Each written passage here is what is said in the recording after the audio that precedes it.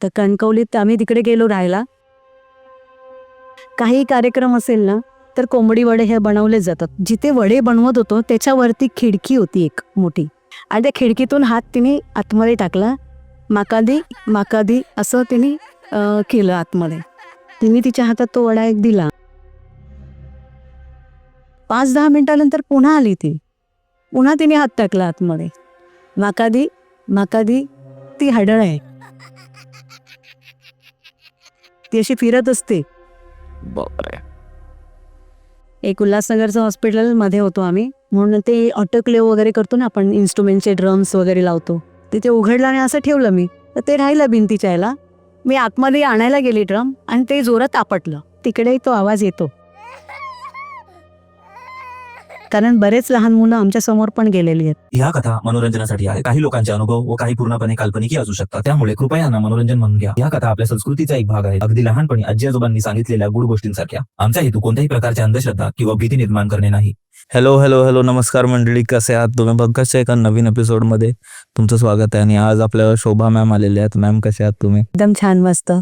मी पण खूप छान आहे. आणि आज आपण तुमच्या काही गोष्टी घेणार आहोत जे तुम्ही पर्सनली स्वतःहून अनुभवल्यात. तुमच्या आईच्या गोष्टी झाल्या जे तुम्ही पाहिलं होतं, त्यानंतर तुमच्या गावाकडच्या गोष्टी झाल्या. तर मी आज पर्सनली खूप जास्त एक्साइटेड आहे.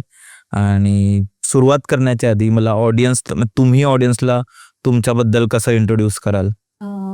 हॅलो, माझं नाव शोभा चव्हाण आहे. मी प्रायव्हेट हॉस्पिटलमध्ये ऑर्थोपेडिक सेंटरमध्ये ॲज अ नर्स म्हणून नोकरी करते. आणि आपण सगळ्यात आधी कुठून सुरुवात करायची आहे तुम्ही सांगा. माझ्या बालपणाची गोष्ट आहे एक अशी. आम्ही पूर्वी लहानपणी घाटकोपरला राहायचो. तर माझ्या मामाने आम्हाला आणि माझ्या छोट्या बहिणीला गावी नेलं होतं. कणकवली आमचं गाव आहे, मी कणकवलीची आहे. तर कणकवलीत आम्ही तिकडे गेलो राहायला.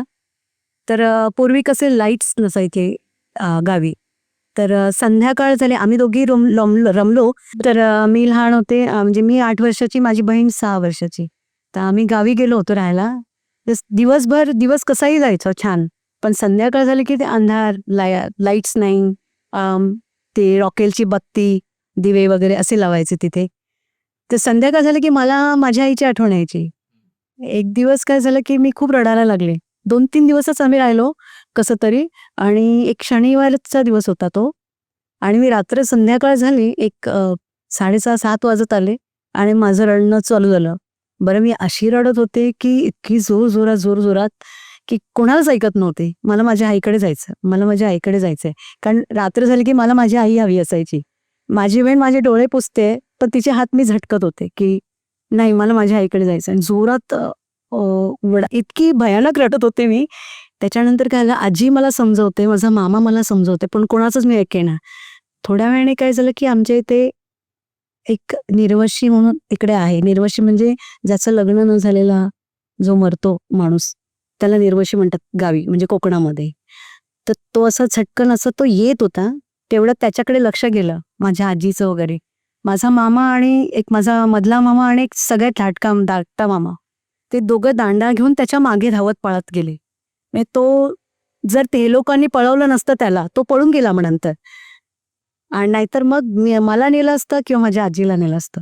आणि हे आम्हाला नंतर कळालं की चुपचुप, आणि मामीने आमचं तोंड दाबून घराच्या आतमध्ये नेलं. नाहीतर मग आमचं काही खरं नव्हतं त्या दिवशी. एक तर मला नेलं असतं रडणारीला, किंवा माझी आजी होती समोर. माझी आजी मग खूप बडबड करायला लागली की एवढं काय आहे ते. नंतर कळलं की तो निर्वशी फिरतो तिकडे, अजूनही येतो, म्हणजे आजच्या डेटला पण तो येतो, पण तो कधीतरी येतो आणि काही लोकांनाच दिसतो तो. आणि असं तुम्ही आता बसलेले असाल ना, तुमची नजर गेली तर तुम्हाला पण दिसेल तो, की असं जाताना तो थोडासा लंगडतो. त्याला लंगड्या पण म्हणतात तिकडे, लंगड्या निर्वशी म्हणून. ही आहे ती गोष्ट गावची. की मला आता आठवलं की मला आता भीती वाटते की त्या दिवशी जर अजून मी रडले असते तर मला नेलं असतं त्याने. कारण तो कोणाला नेतोच तो, जर लक्ष नसेल कोणाचं तर. ते वेळेत मामाचं लक्ष गेलं म्हणून ते त्याच्या मागे पळाले. आणि गावची लोक घाबरत नाहीत, त्याच्यामुळे त्यांना ती सवय असते. तुम्ही जेव्हा किती वर्षाचे होता? मी 8 वर्षाची होते. 8 वर्षाचीच होते. माझी बहीण 6 वर्ष, म्हणजे ती अगदीच लहान होती माझ्यापेक्षा. आणि दुसरी कोणती गोष्ट सांगणार होता तुम्ही? दुसरी अशी एक गोष्ट की त्याच गावी, म्हणजे त्याच घरात, म्हणजे माझ्या मामाच्या घरी आम्ही आई आणि मी गेलो होतो. काही दिवस राहायला. काही कार्य होतं का काय होतं मला आता लक्षात नाही. पण आजीला भेटायला म्हणून आई जायची. आम्ही 2-3 वर्षातून एकदा जायचो गावी, सारखं जाणं नसायचं. मला सुट्टी नसायची तर मी आईला पाठवायची आणि आई माझ्याशिवाय कंटाळायची जायला गावी. तर आम्ही असंच सकाळी मग आम्ही तिथे 4-5 दिवस राहिलो आणि सकाळी आम्हाला निघायचं होतं. तर गावी असं आहे की सकाळी एक 6ची गाडी आहे, नंतर डायरेक्ट 8ची गाडी आहे, म्हणजे एसटी गावच्या साईडला. म्हणजे निरोमातून कणकवली जायला 1 तास लागतो. ती एसटी सुटली की झालं, मग 8 वाजेपर्यंत बसा. आणि आपल्या कणकवलीतून मग ट्रेन सकाळच्या असतात, मग ते त्याच्यानंतर मग पॅसेंजर वगैरे ती असते. त्यासाठी आम्ही सकाळी लवकर उठलो, 4:30-5ला उठलो. माझी मामी आहे सगळ्यात लहान धाकटी. तर पूर्वी चुलीवरच जेवण बनवायचे सगळे. तर जिथे चूल होती ना त्याच्यावरती एक छोटीशी खिडकी आहे. मामी माझी आंबोळ्या बनवत होती, आम्हाला आंबोळी चटणी वाटेत खायला वगैरे देण्यासाठी. आम्ही या समोरच्या रूममध्ये, म्हणजे तिच्या अगदी समोरच्या रूममध्ये आम्ही तयारी करत होतो सकाळची निघण्याची. आणि माझ्याही चहा काहीतरी घेत होती. तेवढ्यात ती मामी आंबोळ्या करता करता अचानक तिने असं वर पाहिलं आणि एकदम जोरात ओरडली तिथल्या तिथे, आणि ती धावत माझ्या आईच्या अंगावर येऊन पडली. माझी मामीला म्हटलं काय झालं काय झालं. ती म्हणाले खिडकीतून कोणीतरी असं डोळे वर करून मोठे करून बघतोय. म्हणजे 2 मोठे डोळे तिला दिसले खिडकीतून, तिच्याकडे बघतायत असे. माझा मामा जोरातच, आता गावची माणसांच्या तोंडामध्ये शिव्या खूप असतात, माझा मामा जास्त शिव्या देतो जरा. तर तो धावतच बाहेर गेला, पाठीमागे तो बिंदास गेला बघायला की कोण आहे, आणि त्यांनी शिव्या घालायला सुरुवात केली. ह्या मामीचं काही रडणं बंदच होत नव्हतं. इतकी जोरात बोंबटत आली ना की मला पण जाऊन बघायची हिंमत नव्हती. मला जायचं होतं पण माझी आई मला थांबवत होती की तू जाऊ नको. मला बघायचं होतं की काय आहे तिला दिसलं. मग तिला अक्षरशः मोठे असे डोळे, ती नंतर सांगत होती की एवढे मोठे डोळे माझ्याकडे बघत होते, तर मग आता मला ते घेऊनच जाणार आहे. असं ते एक थरारक गोष्ट होती. मग मी पण खूप घाबरली होती, आई पण खूप घाबरली. आम्ही त्या दिवशी मी विचार केला की इकडे यायचं नाही परत. असं वाटलं होतं की ते त्याच घरात, आणि आम्ही दरवेळी जातो. आता आम्ही जास्त जात नाही. आता काही प्रॉब्लेम झाला गावी किंवा कोणी गेलं तरच आम्ही गावी जातो, एरवी आम्ही जात नाही. आई गेल्यापासून आई 2014ला गेली माझी, आपल्या 2017 तेव्हा ती आजारी होती, ती त्या दिवसात गेली. तेव्हापासून मग आमचं जाणं नसतंच. ते आपले आई वडील असेपर्यंत आपलं काहीतरी चालतं, त्याच्यानंतर ते माणसांचं कळतं ना की आपलं किती किंमत आहे आपल्याला. त्यामुळे मी आता गावी जास्त जाते, कधीतरीच जातो आम्ही. एक तुम्ही साळशी माझ्या आईचं सासर. ती गोष्ट अशी आहे की माझ्या आईचं लग्न एक 12व्या वर्षीच लग्न झालं होतं.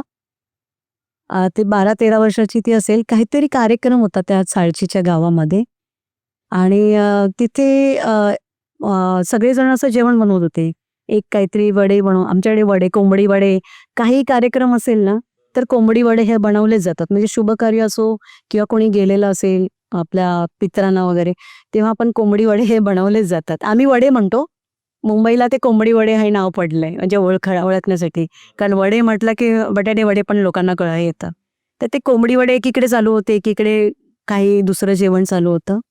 माझी आई एका बाजूला बसली होती, कारण ती खूप छोटी होती, 13 वर्षाची मुलगी, काहीच हे नाही. आणि बाकीच्या सगळ्या वयस्कर बायका पण होत्या त्यातल्या. एक त्यातली खूप मोठी आजी होती, ती वयस्कर होती, ती काहीतरी तिकडे बाहेर करत होती अंगणामध्ये. आणि जिथे वडे बनवत होतो त्याच्यावरती खिडकी होती एक मोठी. त्या पहिल्याच्या खिडक्या कशा फक्त मध्ये असे सळ्या असायच्या, रॉड असायचे, आणि बाहेरच्या बाजूनी ते दरवाजा उघडतात, आणि तिथेच ती कढाई वगैरे ठेवली होती आणि ती तळत होती.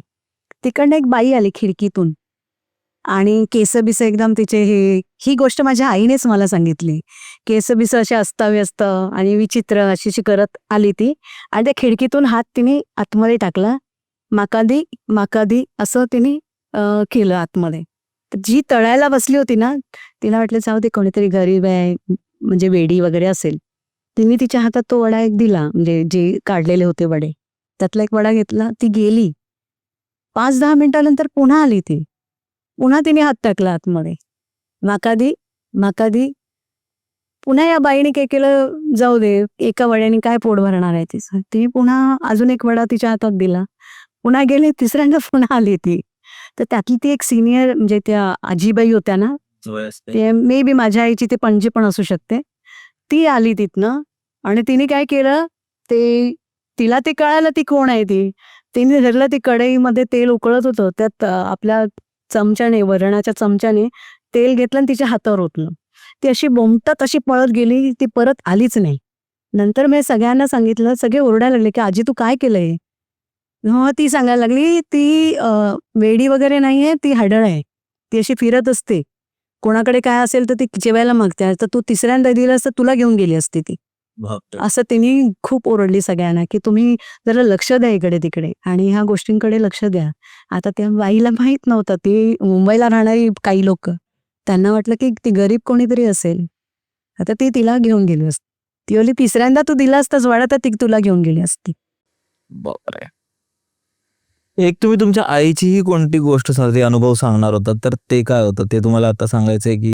जेव्हा माझी आई वारली 2017ला, तेव्हा तिचं कार्य वगैरे म्हणजे जेव्हा वारलं मी माझ्या आईला अग्निसंस्कार मी केला आणि म्हणजे तिची इच्छा होती की माझ्या मुलीने मुलासारखं सांभाळलंय आणि तिने सगळ्या पाहुण्यांना पण सांगितलं होतं की माझा अंतिम संस्कार माझी मुलगी करे, हे 8 महिन्यापूर्वी तिने सांगितलं होतं सगळ्यांनी.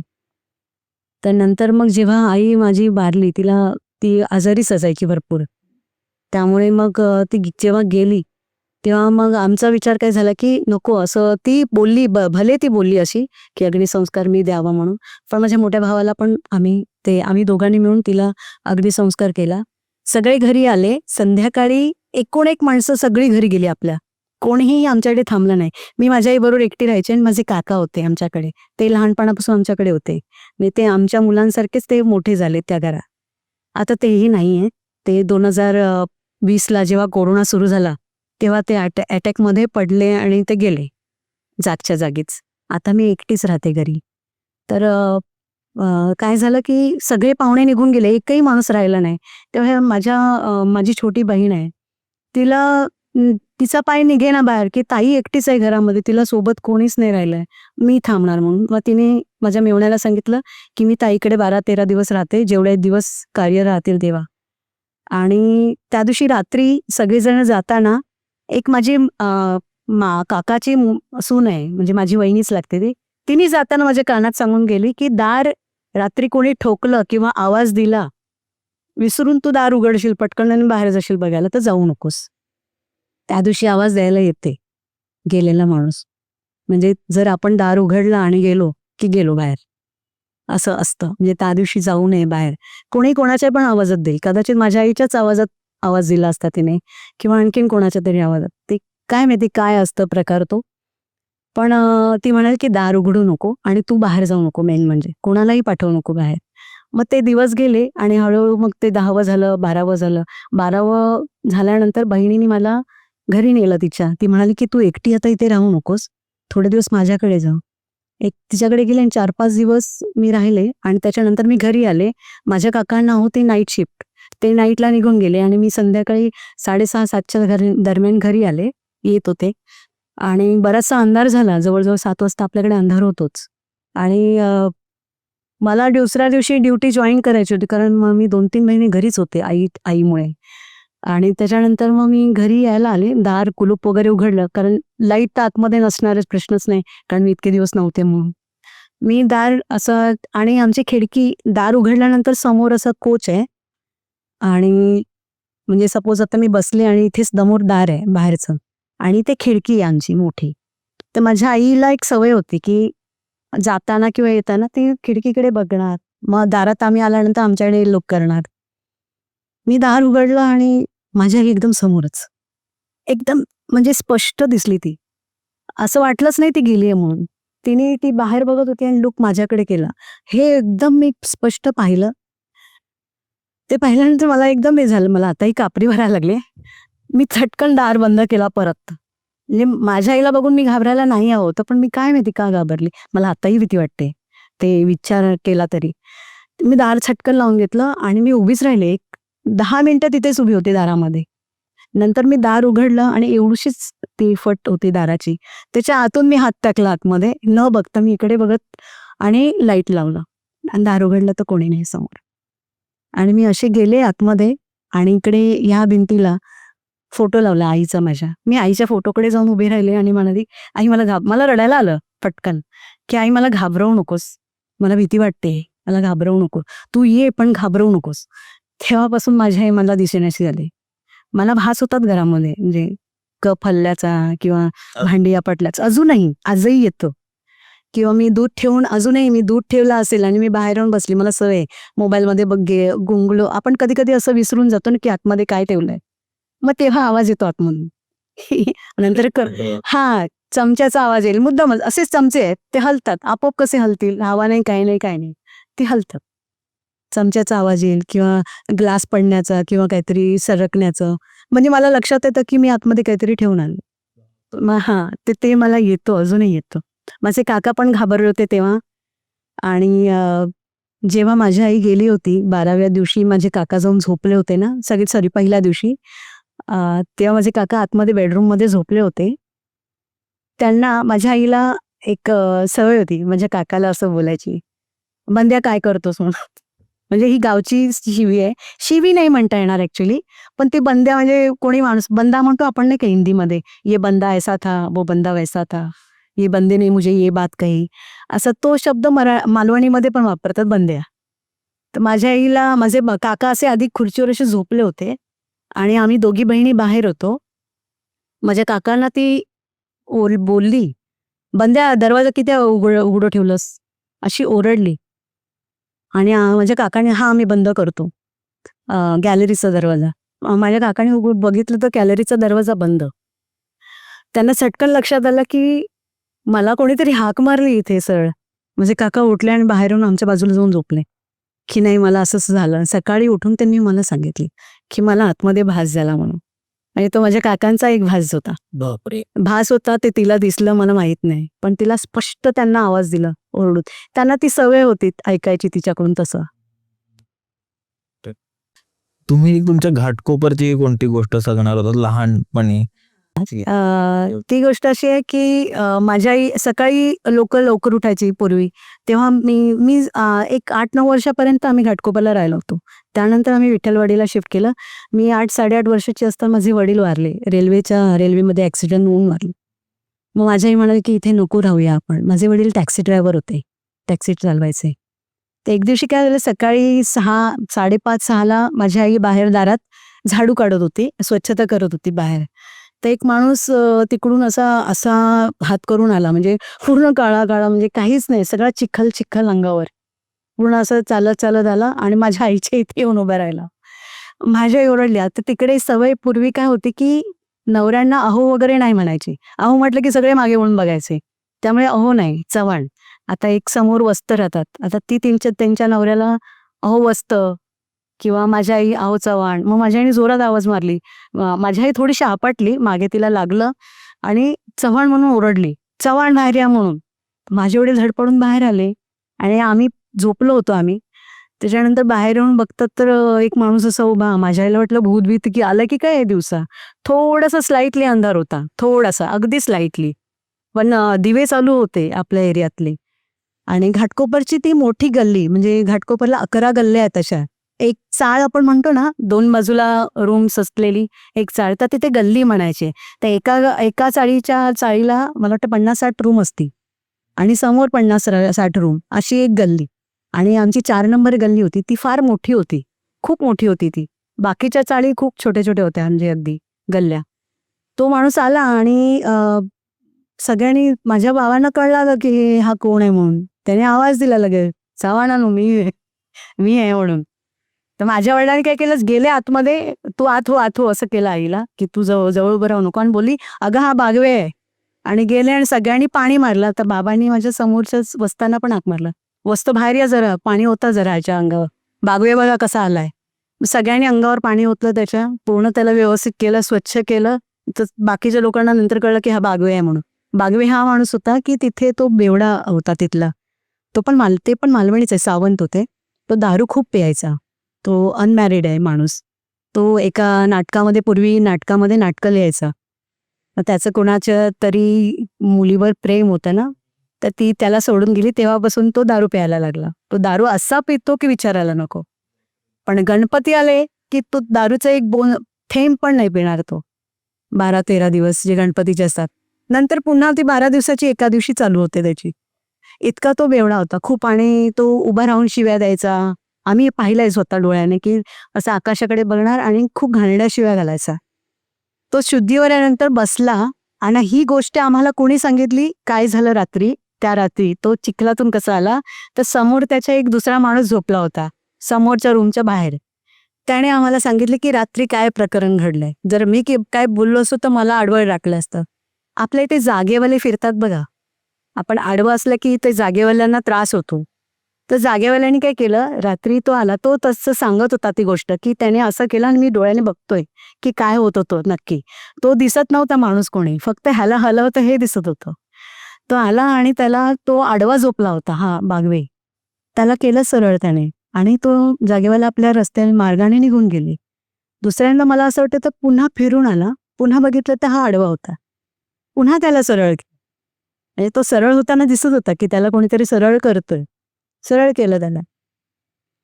पुन्हा एक 1-1.5 तासाने पुन्हा तो फिरून आला असेल. तिसऱ्यांदा धरला, उचलला, तर तो म्हणतोय की मला दिसतंय त्याला कोणीतरी उचललंय. त्याला उचललं आणि आमच्या पाठीमागे शेवटी ना एक खाडी आहे. त्या खाडीनंतर मैदान लागतो, तिथे आम्ही खेळायला जायचो लहानपणी. मुलं वगैरे आणि जंगल पण आहे तिथे पुढे. आणि त्या खाडीत नेऊन त्याला टाकलं. त्यावेळेने तो जागेवाल्यांचं असं असतं की ते त्रास नाही देत किंवा म्हणजे अगदी इजा होईल असं नाही मारत तो. खून नाही करणार किंवा कोणाला मारून टाकणार नाही किंवा असं नाही. फक्त त्याला शिक्षा देतो. तुला ऐकलं नाही तिसऱ्यांदा तुला मी नेऊन टाकतो. त्याने अक्षरशः त्या चिखलात नेऊन टाकलं त्याने. मग सकाळी तो माझ्या आईसमोर असा आला होता. आणि जागेवाल्यांच्या आधी आपण म्हणतो ना, घरामध्ये पण दाराच्या समोर आडवं झोपू नये. ते घरात पण करू नये तसं. म्हणजे ही रोडचीच गोष्ट आहे की घरात पण असं वागू नये, असं मोठी माणसं म्हणतात. आणि तुमच्या भावाबरोबर पण एक घटना घडली होती. घाटकोपरलाच तेव्हा पण आम्ही लहानच, म्हणजे मी तेच म्हटलं ना, मी 7-8 वर्षाची असेल तेव्हा, मी 7 वर्षाची असेल. एक चंद्रकांत म्हणून एक मुलगा होता. तो 9 नंबर चाळीत राहायचा, 10 नंबर चाळीत राहायचा. तर त्याची बहीण, योगायोगाने की त्याची बहीण माझ्या शाळेत माझ्याबरोबर होती 4थीला. मी 4थीला होते तेव्हा. आणि तो माझ्या भावाचा मित्र. माझा भाऊ तेव्हा असेल हार्डली 13-14 वर्षाचा असेल. आता माझ्या भावाला कसलं बाकीचं काही नाही वेड, त्याला कबुतरांचा खूप वेड होतो. खूप खूप म्हणजे खूपच वेड होतं कबूतर पाळण्याचं. मग तो रात्री जसं उशिरा यायचा. माझे बाबा टॅक्सी बंद करून घरी यायचे. तोपर्यंत माझे वडील 9ला यायचे. 9:30ला जेवले की ते झोपायचे. हा बाबा यायचा 12 वाजता, 12:30ला. मग आई त्याला गुपचूप हात घ्यायची, ओरडायची त्याला, पण तो कधीच ऐकला नाही. आणि माझा मोठा भाऊ असा आहे ना की त्याला तुम्ही म्हटलं ना बाहेर कोणीतरी आहे रे, जाऊ नको, तो मुद्दाम जातो बघायला. की म्हणजे तो घाबरत नाही, कोणालाच नाही घाबरत, ह्याला सुद्धा नाही घाबरत. तो असेल तो बघायला जातो. तर त्याचं असं झालं की तो भटकत होता, असं येत होता घरी यायचा टाइम 12-12:30 काहीतरी झाले असेल. तर आमच्या घाटकोपरला ना तिथे कोपऱ्यावर, म्हणजे 10 नंबर गल्लीच्या बाहेर एक शिव मंदिर आहे, अजूनही आहे ते मंदिर. आणि तिथून वर चढलं म्हणजे एक पायऱ्या आहेत वरती जायला. तो वरचा रोड लागतो, मेन रोड आपला हायवेचा. तर त्या पायऱ्यांवर मग त्याचा मित्र बसला होता. तो येत होता, तो अरे चंदू तू इकडे काय करतो. तो मुलगा ना सिगरेट ओढत बसला होता, त्याचा मित्र. तो मोठा असेल, तो मला वाटतं 20-22 वर्षाचा होता तेव्हा. चंदू, त्याला चंदू म्हणायचे सगळेजण. मग तो म्हणाला बस ना गणेश, काय आहे. तो नाही घरी जातो, माझे वडील आले असतील ना तर मला वेळेत घरी बघितलं नाही तर ओरडतील किंवा माझ्या आईला उगाच मारतील. मग हा बसला तिथे. चल ठीक आहे, 5 मिनिटं बस रे, जरा गप्पा मारूया, मला पण कंटाळा आला, माझे कोणी मित्र नाही, माझ्याशी कोणी हल्ली बोलत नाही, मला हल्ली बोलायला कोणी नसतं. तो काय रे, तू इतके दिवस झाले दिसला नाही कुठे. तो अरे त्या दिवशी काय झालं. मग त्या चंदूने त्याला गोष्ट सांगितली की मी त्या दिवशी, म्हणजे त्याने दिवस नाही सांगितलं, फक्त तो म्हणाला त्या दिवशी मी घरी आलो होतो नुकताच, एक 10:30-11 वाजले असतील.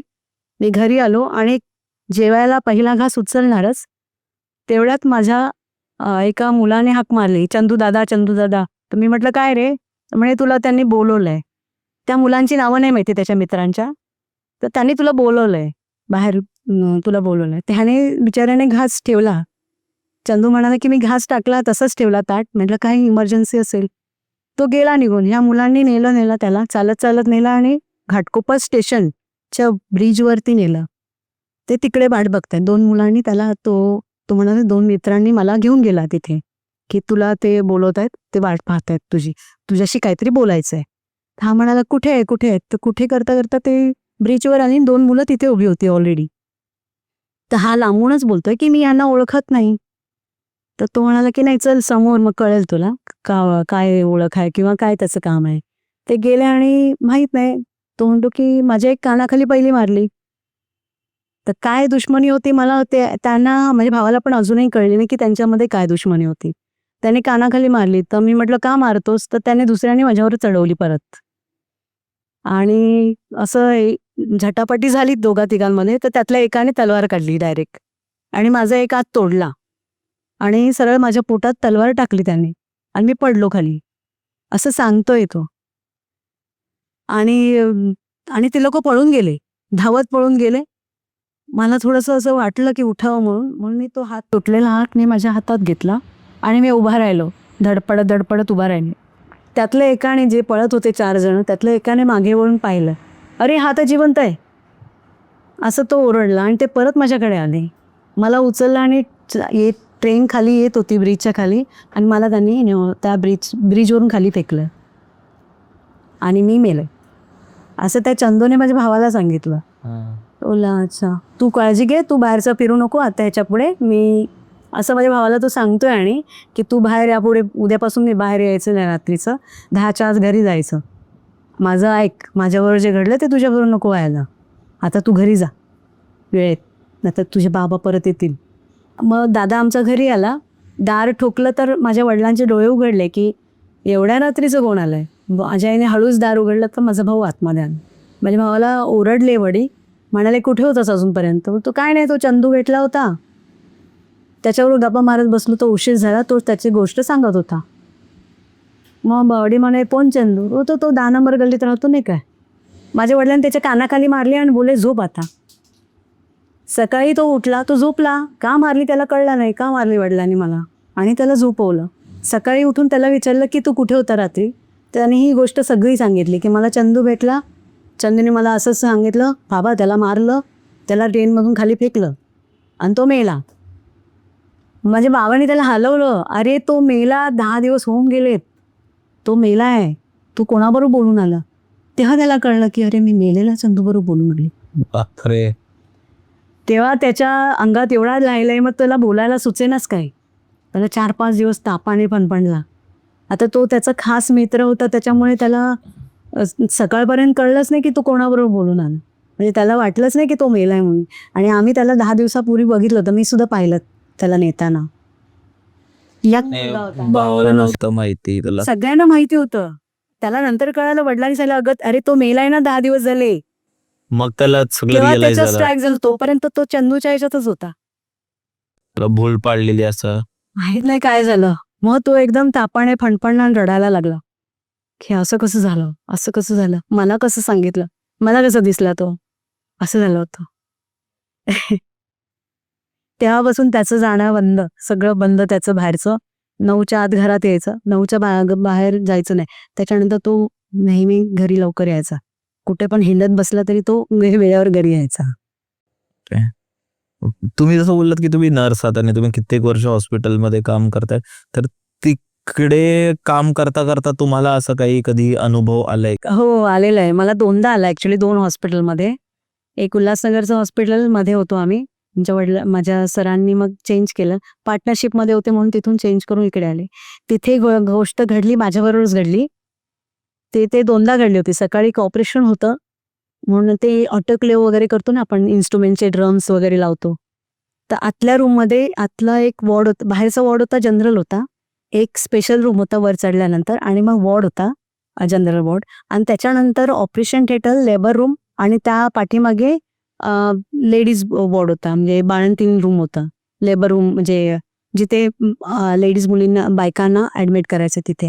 म्हणजे इवन ट्रॅक्शन वगैरे पण आम्ही लावायचो पेशंटला ना, तर लेडीज वॉर्ड तिकडे होता.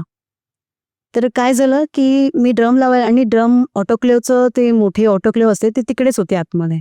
मी नवीनच लागले होते, मला 2च महिने झाले होते, 2095ची गोष्ट आहे.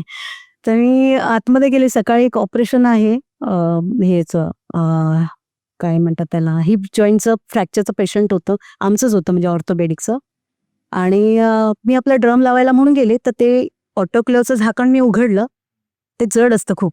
ते उघडलं आणि असं ठेवलं मी, तर ते राहिलं भिंतीच्या याला. मी आतमध्ये आणायला गेली ड्रम आणि ते जोरात आपटलं. पुन्हा मी उघडलं, म्हटलं आपटलं कसं काय? आपण बंद केल्याशिवाय तो पडणारच नाही. पुन्हा मी तो असं झाकण, म्हणजे असं झाकण आपल्याला असं थोडीच पडणार. मी जर असं ठेवलं असेल तर तो पडू शकतो, पण मी प्रॉपरली असं ठेवलंय त्याला कोणी आपटेल. दुसऱ्यांदा पुन्हा मी ते हे आणायला गेली, पुन्हा ते आपटलं. मग मला काहीतरी क्रिफी वाटलं तिथे, हे ते काहीतरी गडबड आहे म्हणून. कारण ते बाळंतपॉड पण होतात, तिथे बरेचसे बाळ पण आमच्या डोळ्यासमोर एवढेशे बाळ पण गेलेले आहेत, यायचे तिथे.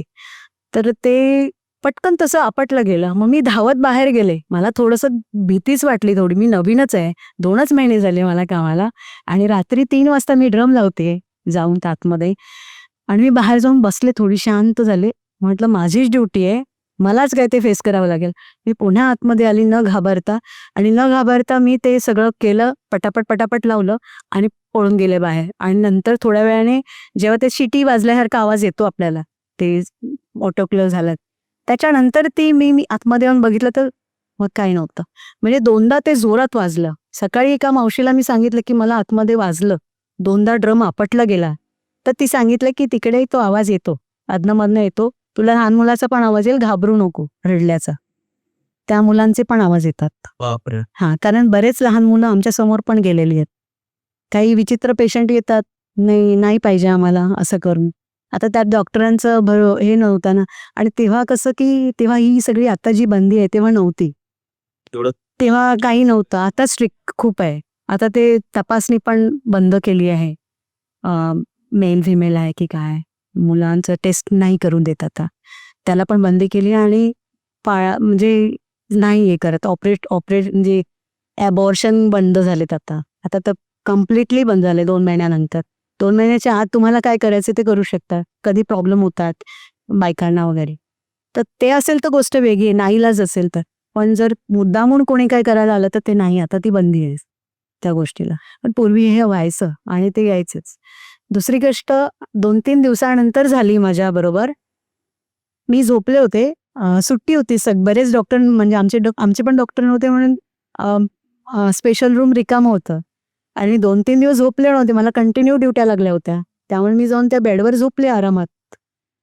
झोपल्यानंतर थोड्या वेळाने, एक मध्यरात्र झाली असेल, 3-3:30 झाले असतील, एक बाई माझ्या पोटावर येऊन अशी बसली आहे. मी झोपले आणि मी बघते तिला. म्हणलं आप यहाँ पे, मी असं बोलते तिच्याशी स्पष्ट, आप यहाँ पे, तुमने मेरी डिलीवरी की थी ना 5 दिन पहले, मुझे बच्चा हुआ था, 12 साल के बाद मुझे बच्चा हुआ था ना, वही मैं हूँ, पहचाना तुमने, असं ती मला म्हणाली. मी उठले आधी, आणि तिथेच बाजूला बेसिंग आहे, तिकडे मी तोंड धुतलं माझं, आणि मी मागे वळून बघितलं तर ती बाई तिथे बसली होती, जी माझ्या पोटावर बसली होती ना. तर मी उठले तर ती साईडला झाली, मी येऊन तिथे हात धुतला आणि तोंड धुतलं मी पटकन. आणि मी मागे बघितलं तर ती बाई म्हणते, बाईला मी हात धुता किंवा तोंड धुता तिला पाहिला, तिच्याकडे वळले आणि तिला विचारलं की अब कहाँ है बच्चा आपका?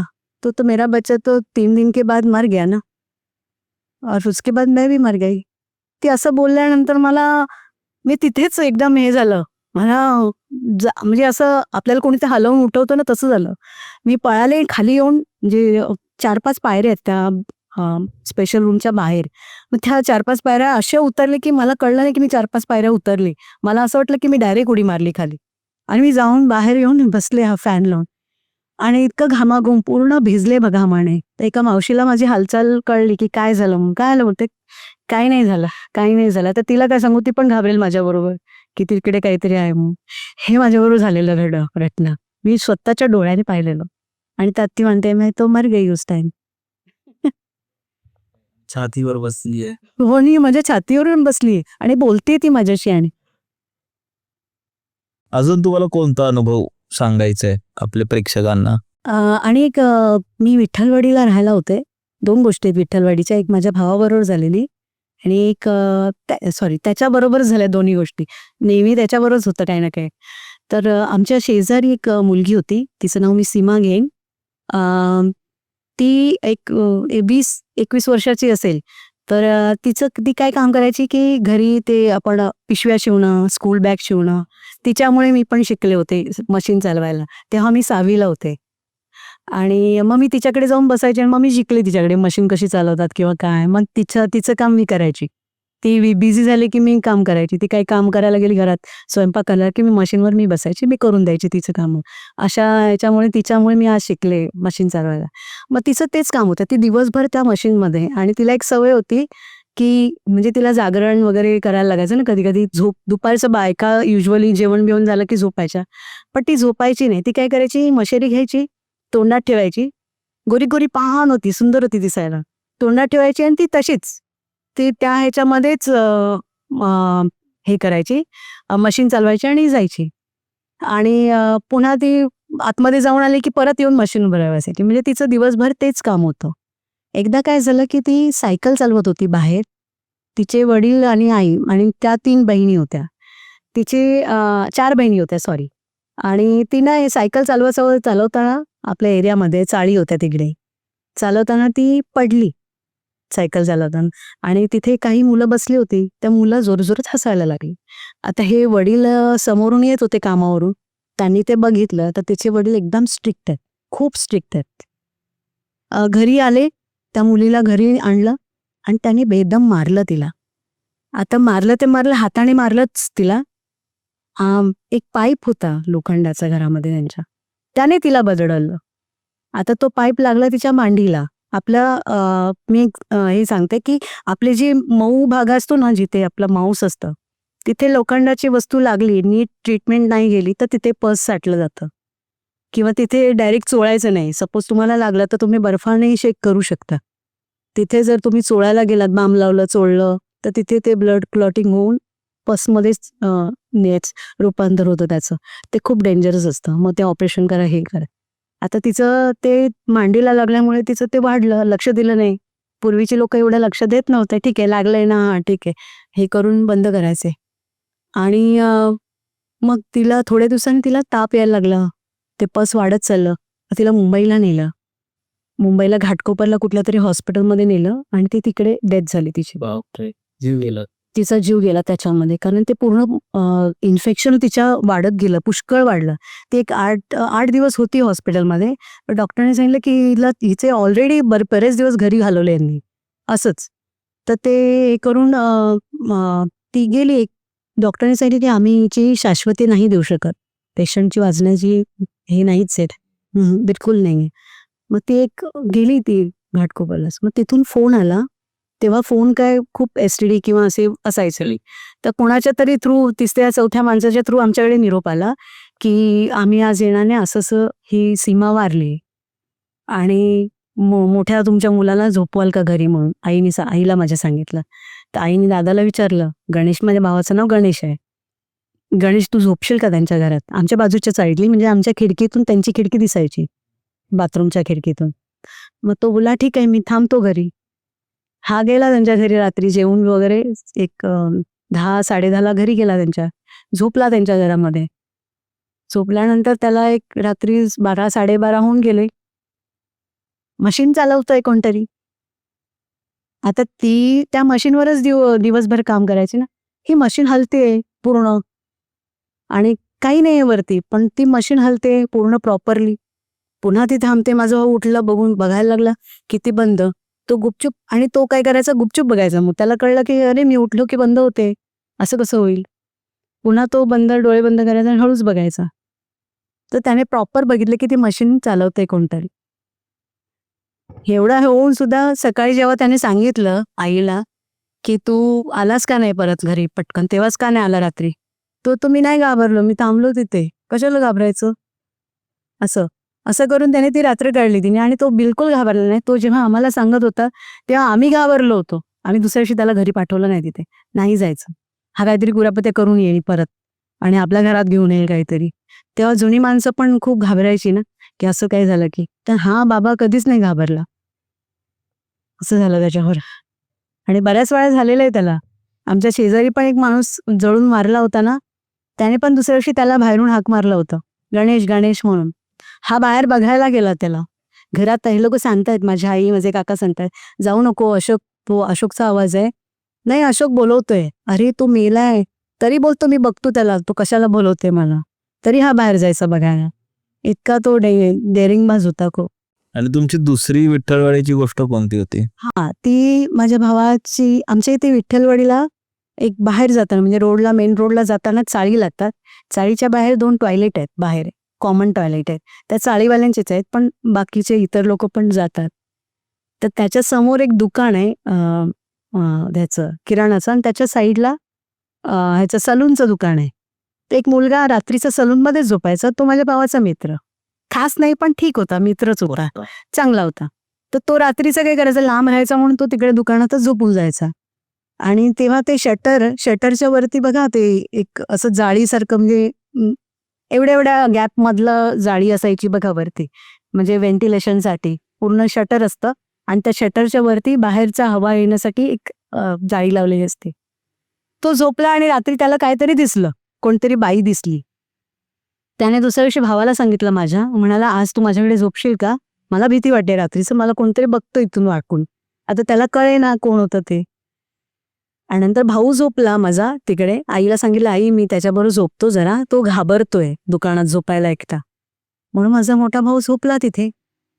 आणि अचानक रात्री मग ते 12:30 12:30 तोला, आता बघा ती येईल, आता बघ टाइम झाला तिचं यायचं, आणि तो सांगतोय तिला की आता बघा टाइम झाला त्याचा यायचं. तर माझा भाऊ लग तू शांत राहा रे, आली तर आपण तिला बघू, मारू नाही तर, की का बघते ती. आणि भावाला माहिती होतं, ती नंतर कळालं त्याला की ती कोण आहे म्हणून. तर ती अक्षरशः ती बाई काय माहिती काय, ती एवढा मोठा चेहरा दिसायचा, आणि ती जीभ काढून बघायची भावाकडे आणि त्या दोघांकडे बघायला लागली. पूर्ण काळी काळी, पूर्ण जळालेली बाई ती त्यांना दिसायची अशी. हे दोघंही, आता तो भाऊ बोलला की एवढी घाणेरडी बाई मी कधी पाहिली नाही आयुष्यात. खूप अशी पूर्ण जळालेला, आणि फक्त डोळे तिचे सफेद दिसत होते, आणि जीभ काढत होती बाहेर, आणि अशी घाबरवत होती बाहेर या म्हणून. हे दोघं आणखीन घाबरले, तो रडायला लागला, बोंबलायला लागला. दुसऱ्या दिवशी भाऊ म्हणाला तू इथे थांबू नको, तू आपलं तुझ्या घरी जात जा, मी पण येणार नाही, मी माझ्या घरी. त्याने येऊन मग आम्हाला सांगितलं की असं असं आहे. बरं, तो दुसऱ्या दिवशी सांगतोय कधी, आम्हाला रात्रीची गोष्ट सांगतो. आणि मी एवढी डरपोक होते ना, तो मला पण ते ऍक्टिंग करून दाखवत होता माझा मोठा भाऊ, की ती बघ ती बाई ना अशी बघत होती म्हणून. अशी तो पूर्ण ऍक्टिंग करून दाखवत असे की ती कशी बघत होती, आणि मग भाऊ मला घाबरवत होता. असं त्याच्याबरोबर झालंय बघ. तुम्ही कधी हॉस्पिटल मधले असा कोणता अनुभव ऐकलाय जो तुमच्या कलिग्स बरोबर झाला असेल? नाही, माझ्या बरोबरच झालेला ऍक्च्युली, माझ्या ड्युटीतच झालेला. नाईट शिफ्ट होती, एक पेशंट ऍडमिट होते, 2 पेशंट होते ऍडमिट आमच्याकडे. बॅक पेन वगैरे असले ते आम्ही त्याला ट्रॅक्शन लावून एक 5-6 दिवसासाठी ऍडमिट करतो पेशंटला.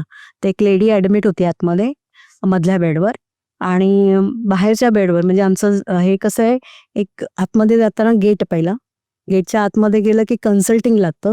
आमचं वेटिंग रूम आहे आधी, त्याच्यानंतर कन्सल्टिंग आहे, लेफ्ट साईडला आमचं वॉर्ड चालू होतो, आणि त्याच्यानंतर मग ओटी वगैरे आहे. तर फर्स्ट बेडवर ती एक लेडी झोपली होती, कोणतरी रिलेटिव्ह होती पेशंटची, जी मध्ये पेशंट जी होती ना सेकंड बेडला, तिची रिलेटिव्ह इथे झोपली होती. आणि त्या पेशंटला 2-3 दिवसानंतर आम्ही डिस्चार्ज देणार होतो, आणि मी आतमध्ये कन्सल्टिंग रूममध्ये बसली होती. आता मला सवय होती रात्रीची आंबोडा बांधून, दिवसभर माझे केस वेणी असायची, पण त्या दिवसात मला डबल ड्युटी लागल्यामुळे माझं काय झालं की माझी सेकंड शिफ्ट होती, नाईटवाली आली नाही, म्हणून मी डबल ड्युटीला अडकली, नाईटला अडकले. मग सगळं झालं आणि मी आतमध्ये बसायचे. तर मला एक सवय होती लहानपणी, म्हणजे तेव्हा लहानपणी नाही आताही आहे, गुणगुणत बसायची. पूर्वी माझा आवाज खूप चांगला होता. मग मी कन्सल्टिंगचा दरवाजा बंद करायची, कारण बाहेर आवाज जातो, आणि मी गाणी म्हणत बसायची रात्रभर, कुठलेही जुनी गाणी किंवा काय, हे मला गुणगुणायची खूप सवय होती. मग बेल वाजली की मग पेशंटकडे जायचं. आणि त्या दिवशी काय झालं की एक त्या बाईला, जी रिलेटिव्ह झोपली होती, ती इकडे तोंड करून झोपली, तर तिला दरवाजामध्ये, गेटच्या आतमध्ये आणि माझ्या कन्सल्टिंग रूमच्या बाहेर तिला एक बाई दिसली, लांब केसवाली, केस विंचरत होती. सकाळ झाली म्हणजे ती अक्षरशः अशी केस विंचरते ती बाई, पूर्ण असे केस तिचे लांबलचक इतके, माझ्या गुडघ्या एवढे, आणि ती केस विंचरते ती बाई तिकडे तोंड करून. बरं, तिचं तोंड नव्हतं दिसत तिला, आणि ती आपली केस विंचरते. ही बाई घाबरली की एवढे लांब, म्हणजे ही कोण आहे म्हणून. आता ते एवढे मोठे केसवाले बाई केस विंचरते म्हणजे ती घाबरलीच ना. आणि हॉस्पिटल म्हटल्यानंतर त्यांच्या डोक्यात ते येतं की असतं हॉस्पिटलमध्ये असू शकतं. सकाळ झाली, मी माझी ड्युटी संपली 8 वाजता, मी निघून गेली घरी. मला परत सेकंड शिफ्टला यायचं होतं. सेकंड शिफ्टला आली, ओव्हर द्यायला लागले सगळे सिस्टर. मी मध्ये जाऊन बघितलं तर पेशंट गायब. ते पेशंट नव्हती मधली. म्हटलं अगं ही तर 2 दिवसांनी जाणार होती ना. ती म्हणाली नाही, रात्री तिला भूत दिसली होती. म्हटलं भूत आपल्या इकडे? ड्युटीवर तर मी होते, मला नाही दिसलं. तू तुझ्या रूममध्ये गाणी गात बसली असेल. म्हटलं नाही ग, असं कसं? पेशंट घाबरलं मला. मी आणि रात्री मी काय फार वेळ दरवाजा बंद नव्हता ठेवला, उघडाच होता. असं कसं झालं? नाही बोलते, रात्री कोणीतरी केस विंचरत होतं. एक 10 मिनिटानंतर मला कळालं की तिने पाहिलेली भूत मीच होते. मी केस विंचरत होते रात्री. अशी ती कॉमेडी. आणि नंतर मग मी ते सरांना सांगितलं की सर माझ्यामुळे ती पेशंट गेली घरी तुमच्याकडे डिस्चार्ज घेऊन. तर सर म्हणाले का कसं आहे? म्हणलं ते भूत दिसलेलं ते मी होते. 10 दिवसानंतर आम्ही पेशंटला बोलवतो फॉलोअपला. ती पेशंट जेव्हा आली ना, त्याच्यावर ती रिलेटिव्ह होती. आप म्हणलं आप जो गए ना भूत देखकर, वो भूत मैं थी, रात को मैं बाल बना रही थी. मग तिला वळवून दाखवले माझे केस की माझे केस आहेत ते. असं झालं. म्हणजे तेव्हा भूत वगैरे कोणी नव्हतं. तुम्ही खूपदा असंच होतं ना की म्हणजे काही नसतं पण आपलं कारण आपण तेच विचार करत असतो. पण मजा आली मॅम. तुम्हाला कसं वाटलं? एकदम छान, खूप छान वाटलं. मला पण खूप मजा आली, स्पेशली तुमचे अनुभव ऐकून. आणि आपण परत एकदा असाच एक एपिसोड नक्की करू. मंडळी, तुम्हाला कसं वाटलं ते नक्की कमेंट्स करून सांगा, गोष्टी कशा वाटल्या. आणि जर तुम्हालाही हा एपिसोड आवडला असेल आणि तुमच्याकडे अशा कोणत्या गोष्टी असतील तर डिस्क्रिप्शनमध्ये गुगल फॉर्म असेल, तो नक्की भरा. स्पॉटिफायवरही तुम्ही ऐकू शकता. आणि आपण भेटूया अशाच एक एपिसोडमध्ये. बाय.